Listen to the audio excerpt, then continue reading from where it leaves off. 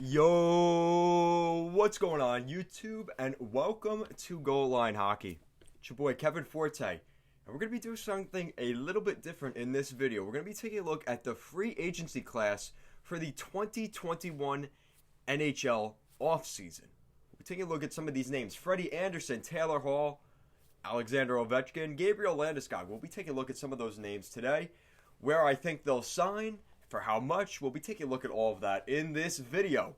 If you like what we're doing here at Goal Line Hockey and want to see the latest news around the NHL, make sure to give this video a thumbs up and a subscribe down below, and let's take a look at the 2021 NHL free agency class.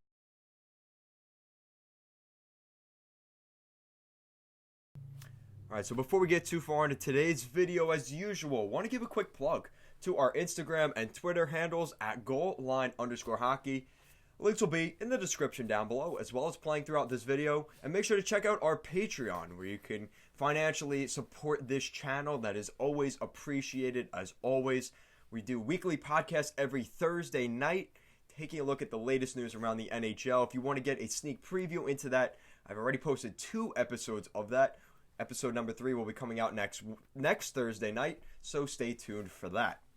Alright, so with that out of the way, the 2021 NHL free agency class. I know, sounds crazy. We just had the 2020 free agency class, but if you know anything about goal line hockey or hockey fanatics around the country, around the world, we always look at the future and what could be. That's what we'll be doing here today. So we're going to start things off looking at the goaltending market. We've got goaltender Freddie Anderson, Toronto Maple Leafs property at the moment, in the final year of his contract. He's currently 31 years old, and he is playing with a Maple Leafs team that has not found the success that they were hoping to get. They've not won a Stanley Cup yet, and if you look at my video I talked about a couple of days ago about the Toronto Maple Leafs possibly having some struggles next year. I think the Maple Leafs are going to have some setbacks. They've got some new faces in the organization. Some good and some I'm not sold on. I like the addition of Joe Thornton. I think that was the best move they made this offseason. And bringing in TJ Brody absolutely helped with that. But I think they've got some issues, but I'm not talking about that too much today. Freddie Anderson, by the way, is, like I said, he's 31 years old. He's getting up there in age. So what team is willing to take him on? You look at his goals against average, .263 on this Toronto Maple Leafs team. That's actually not bad. He has 213 career wins in the NHL. He was drafted twice. I did not know this. He was drafted by the Carolina Hurricanes in 2011, drafted again in 2013 when he went in the redraft in the 3rd round to the Anaheim Ducks, and the rest is history for Freddie Anderson. So my prediction, guys, this may sound crazy. This is a little bit more off the board, but I think we're going to see some struggles in California this year, and we've seen the San Jose Sharks do this in the past. They go with goaltenders from the past that were in the state of California. You may be knowing what I'm talking about, Kings fans, about Martin Jones. Now remember, back in the day, Martin Jones got traded to the Boston Bruins from the Los Angeles Kings, and later that day, he was flipped to the San Jose Sharks because they felt he was the goaltender they wanted. It was kind of a little bit of a sleazy, slick move there by the San Jose Sharks to get Martin Jones, but they felt he was the guy. And I think after this season, they're going to realize that Martin Jones is not the guy in San Jose. And with Devin Dubnyk on the final year of his $2 million contract, he's 34 years old.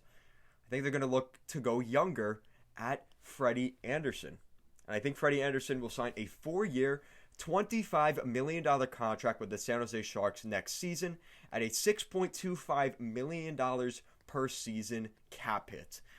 I think Freddie Anderson has shown in the NHL that he is a capable goaltender. And if you look at the San Jose Sharks, they are reeling right now. They realize that they've got some issues, and Freddie Anderson could help with their issues. Now, the problem is they'd be spending around over $12 million on their goaltending tandem in Martin Jones, who still, after this season, would have 3 more years left at $5.75 million for 3 more years, and the cap hit of Freddie Anderson.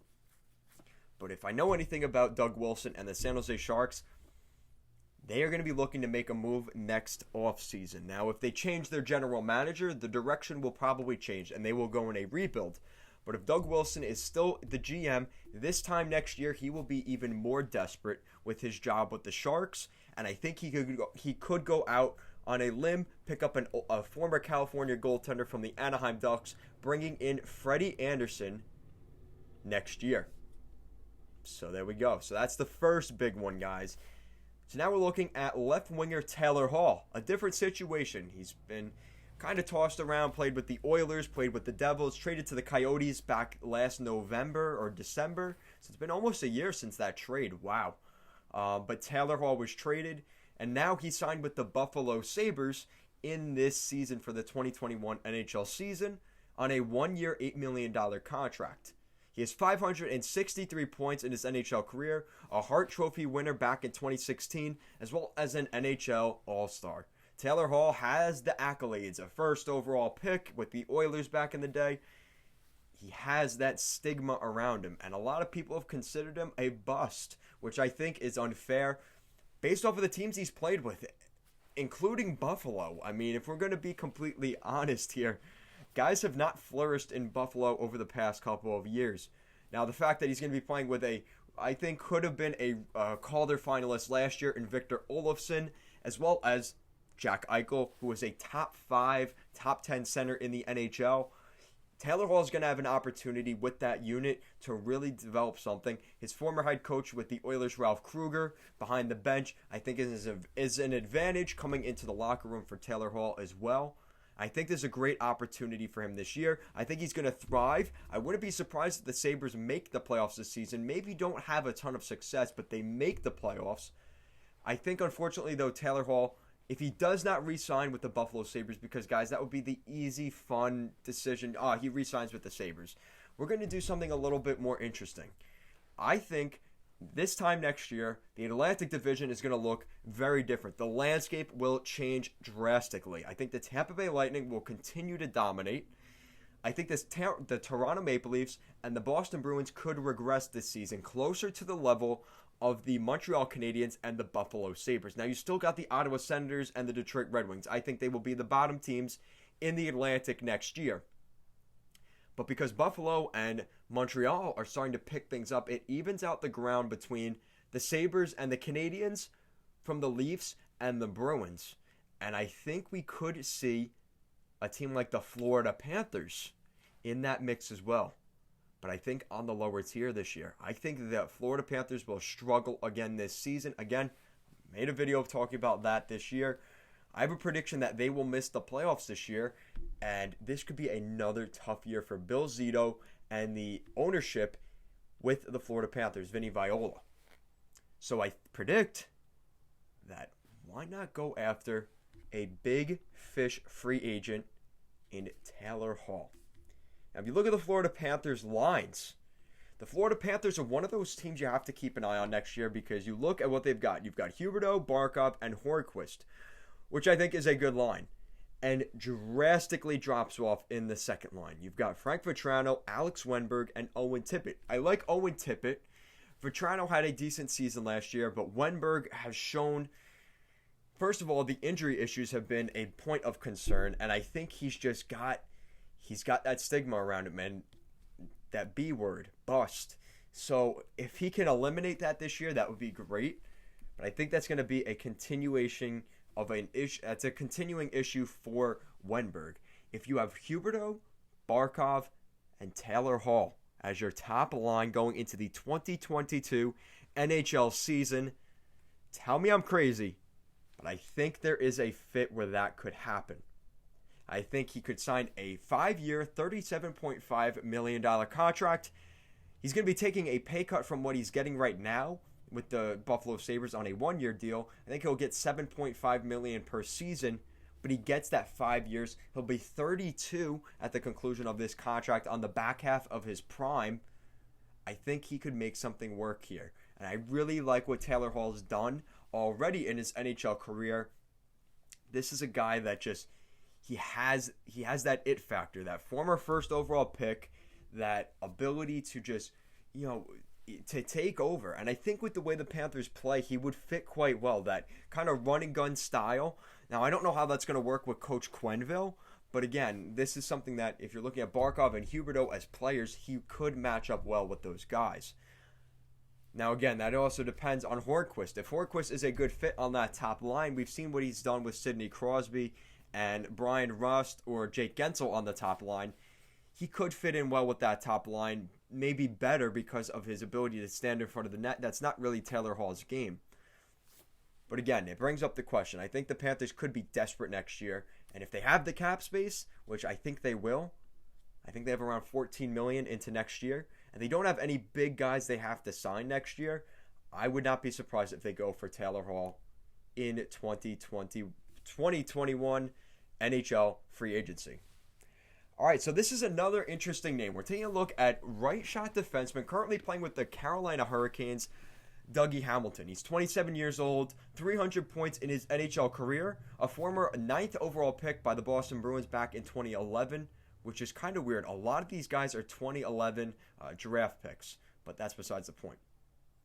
Dougie Hamilton has been thrown around the NHL everywhere he's been. With Boston, he was shipped off to Calgary.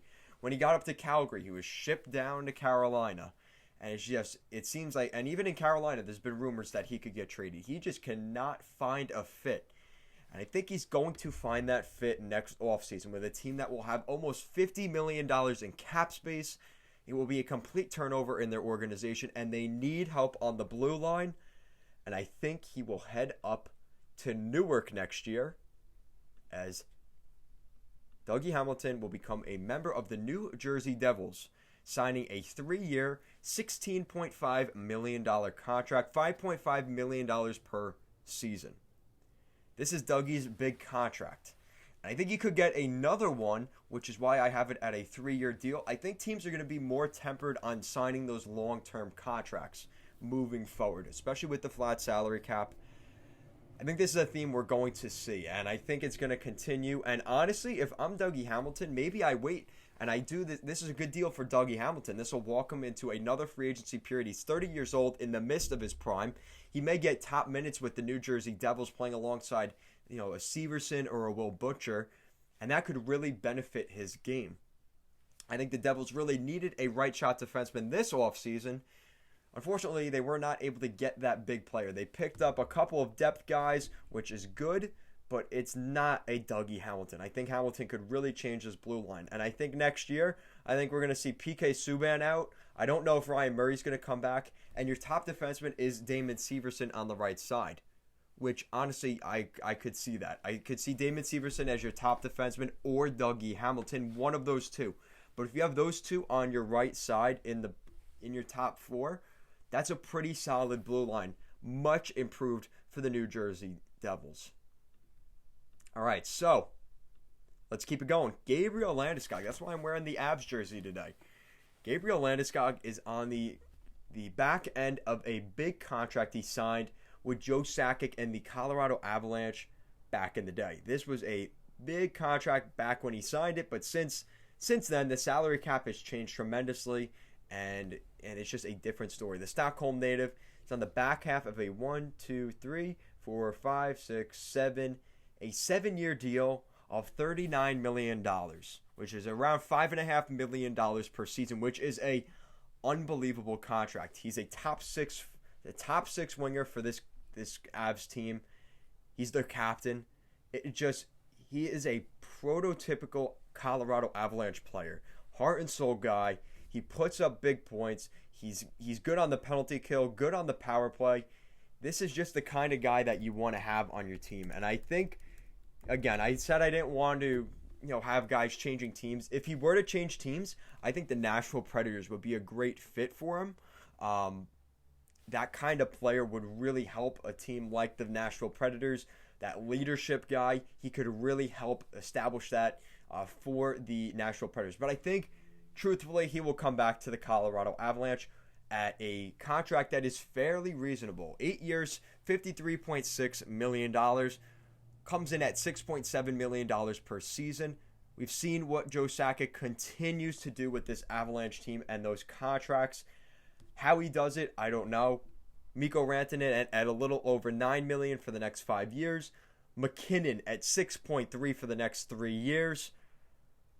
Whew, that's unbelievable. And Landiscog, and the most recent big the most recent great signing he made was Sammy Girard, 22 years old, for the next 7 years. He signed him at $5 million per season. So obviously he's established the culture there in Colorado. I think he continues that with Landeskog. He's 27 years old. This will be the end of his contract. He will be 36 at the conclusion of this deal. So that will be his last big contract in the NHL, and he is going to get paid.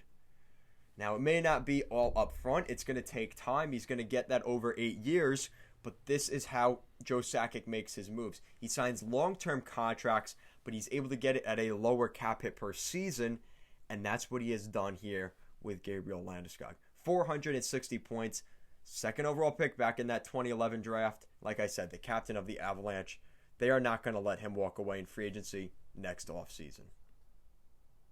All right, moving on. 2011 draft pick continues. The first overall pick in that draft.